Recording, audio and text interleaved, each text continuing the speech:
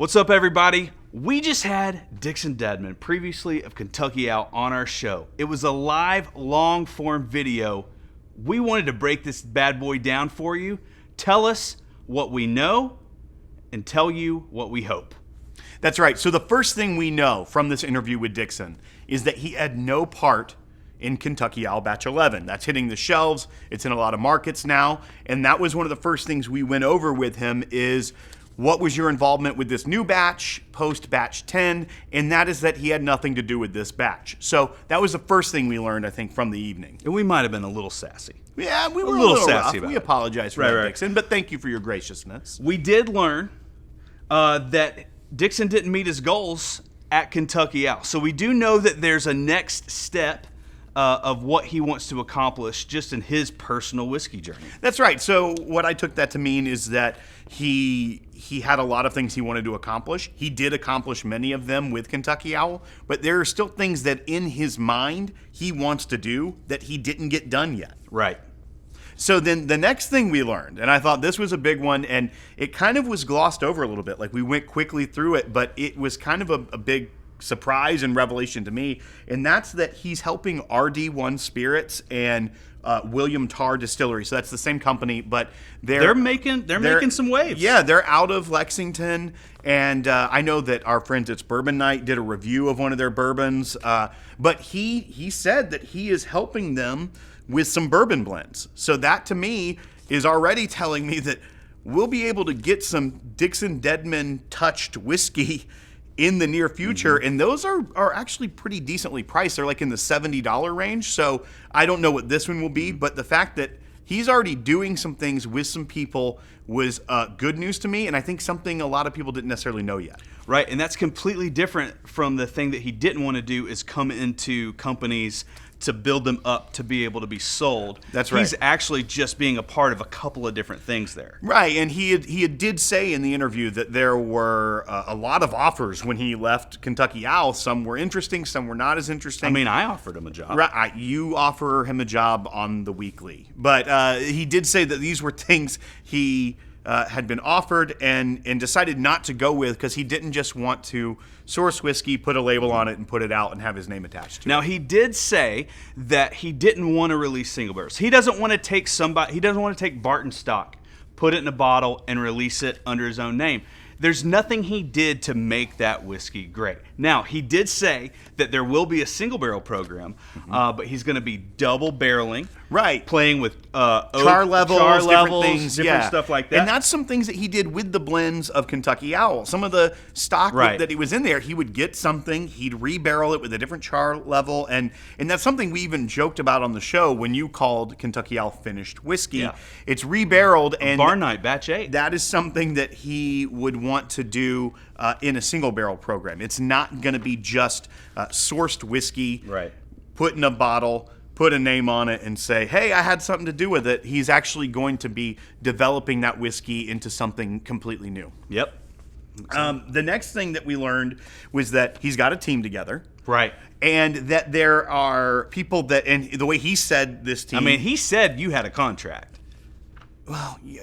That's a side was that note. It's camping? fine, you know. Or was that so? Was that legit? He said that this team together, he has a group of people that are invested in, and I took that to mean not monetarily invested, but people, because he mentioned their talents and everything. I took it as monetary. You did. However, we rewatched it. We rewound the tape. We looked at it like Tom Brady does between every possession. Exactly. And so he mentioned that they're invested not in necessarily a fiscal, which some may be, but in their talents and what they're building. So he says he got a team together, and he also said something that was a 8 to 10 to 12 year liquid strategy. Which I was confused again because Right. I thought he was talking about aged whiskey. He wasn't. What was he talking about, Will? So what we went back and listened to, he was saying he wants to get stuff, spend a year or two with it, and then when it's ready, he'll release it, but then he's backloaded with more stock. So that 8 to 10 to 12 year strategy is referring to having a long game of whiskey releases, and he did say he doesn't want to be market dependent. So when he puts out a batch, he doesn't after a year or two be like, oh no, we're out of stock. We got to go buy some whiskey over here, try to find whiskey over here. The strategy he was referring to was having enough liquid to project that long. out 8 to 10 to 12 years. Yeah, and then I prodded him a little bit, and I asked him, and he's got, currently right now, he's got just over 8 years as far as aged stock. Yeah, he said I don't have a lot over it's not a 8 lot. years, Yeah. but I would take that as an affirmation that he has whiskey stocks and he has aged whiskey stocks. He doesn't just have new make, just put in a barrel a couple years And old. there was a little nugget in there too of him referencing Whiskey Weekend Batch 4 and Whiskey Weekend Batch 7. That's right. We were talking about that, and he said something about I don't know if at batch 7 you could do something or other, and we'll get to what that something or other was in a minute. But it was interesting because we like to read into what Dixon says in that kind of 3 year in the future could be when something starts happening. Now we can't take that as not just him throwing out a hypothetical, but it does start to give you some ideas of what we're looking at. And I do know in previous batches that he's done, he does have a base that he likes to work with. Right. Like in his blending. So I think as long as that base product is where it needs to be, he can kind of play with the variants as far as age and stuff after that. Because you brought up a great point. He's used 4-year-old stock in some of his blends before, which he makes 4 years look good. Yeah. Another thing that we learned about that team, someone who's not on the team but had a standing job offer, it sounded like, was our friend Natalie, the Natalie. Yeah. We just had to reiterate that point because whenever we can praise her, we like to do that. It's pretty awesome. Yeah.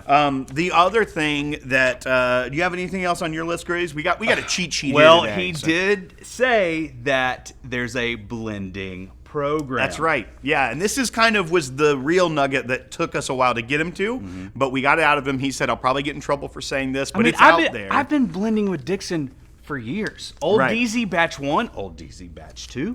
I mean, it's pretty sought after. You can trade it 1-to-1 with Pappy 23 right now. So what I took away is, and he said this is a piece in a bigger machine. So one, we know there's a team. We know there's stocks. We know he wants it to be an 8 to 12 year liquid strategy.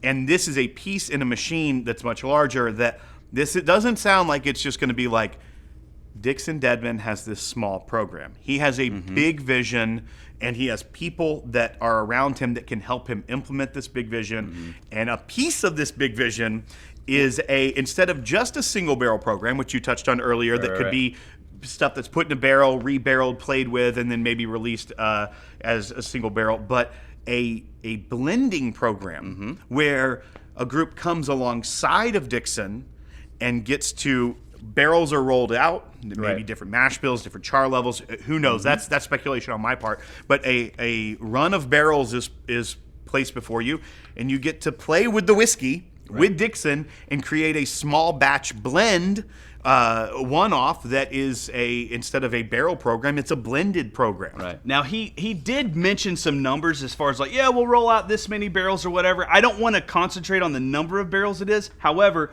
the key thing for me in that discussion was it's not going to be, here's my really good whiskey, and you pick your ratio. Yeah, pick your ratio, and you're out the door, which is a perfect opportunity for us, Will. Now here's where we should break. To transition. We should break here. Yeah. We're going to talk right now way more about what we hope to see. Everything we just said were things that we wrote down from our interview with Dixon. Right. So that's what we call the factual part. Throw them out. But we're getting rid of that because now we're going to talk about what we learned there, what we would like to see. And I think you've got a great thing you'd love. I know. Can we just say right now that we have no inside intel on this? No. This is 100% Dixon has our hopes and dreams. Dixon has not led us to believe any of this. We're just looking at what he is saying and kind of putting, I would think, logical pieces together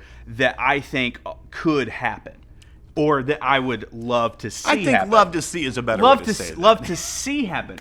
One of those being, if you take a lot of barrels together and you're messing with ratios and you've got different char levels, he's well positioned at the Beaumont Inn to have an experience, a multi-day experience at the Beaumont Inn. I don't necessarily think this is going to be, we've got 3 groups coming in today. You could, because he could probably float, but I would venture to say that this is not going to be you're showing up at like a Buffalo Trace for 3 hours. You do a 2-hour tour, a 30-minute lunch, and you got an hour, to pick your barrel. I think this is going to be a very intentional sit-down process that you get to experience with the best blender on the planet in Dixon Dedman. Well, and to play off of what you're saying there is That's my hope. One thing he kept harping on during the interview was that he loves the art of it. He's a whiskey guy, is what he said. And what he loves about being a whiskey guy is not just drinking whiskey or taking a single barrel and putting it in a bottle and calling it your own. He loves the art of it. He loves creating something new with stuff that maybe he didn't distill, but he then put his own fingerprints on. And I don't think it's very Dixon to rush people through of something. Exactly. So this process, it may not be something that, like you're saying, because it's slow, it's intentional. It's not like you can just sign up on a Thursday and go do it. Mm-hmm. It's going to be probably high demand. It's probably going to be take time.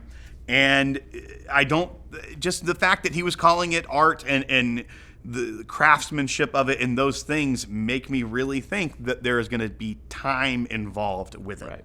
And I think I'm going to throw Will for a curveball right here. I hate it when you throw me for curveballs. Do you think there is capacity for the Beaumont Inn to become a registered DSP? For aging barrels on site at Beaumont Inn, because I kind of threw it out there. Unless you age it underneath Beaumont Inn, but like we don't know what the crawl space looks like under there. Well, Dixon does because he's got right. But I said we don't. Well, we don't know what it looks like under there. I think that's where they keep the hams. Anyhow, it's an interesting thought. I think that there's to some degree we can't get stuck on what we only know. Mm-hmm. That before the other day, we didn't know a lot of those components, that there was a team, that there's a bigger machine. Mm-hmm. Those make me think a little bit bigger than what already exists. And so I think that could be an interesting component. That could be really cool. Yeah. I would be all for that. And it was on the table. It was on the table with Stoley. And it was probably more Stoley's idea. And Dixon is excited for Stoley. He wants them to be the best that they can be. He still has his name on that. Not his name, his great-great-grandfather. Right, Dedman on there. So obviously he wants them to succeed. If they succeed, he succeeds. But when they were doing that, setting that up, the images of the pyramids, and I know we joke around about all that, but it was going to be a facility. It was going to be an experience, overnight lodging, and all this other stuff. Dixon is already prepared to do that. He knows hospitality really well. Yeah, exactly. I think what would it take just to fill it all out, build a rick house, store some maybe special barrels? He doesn't have to keep all the barrels there, but he could pick some of those barrels. I don't know. If I'm playing a long game, it's worth a thought. All right, folks, thanks for watching this. It's been a lot of fun kind of recapping what we learned and what we hope. If you're not subscribed to this channel, go ahead and subscribe. Give us a thumbs up. If you want to support our channel, you can do that at patreon.com/thepodcast. And also subscribe to our podcast on anywhere you get your podcast. That's going to do it for this special release video. Greaves, you got anything else to say? Go Dogs.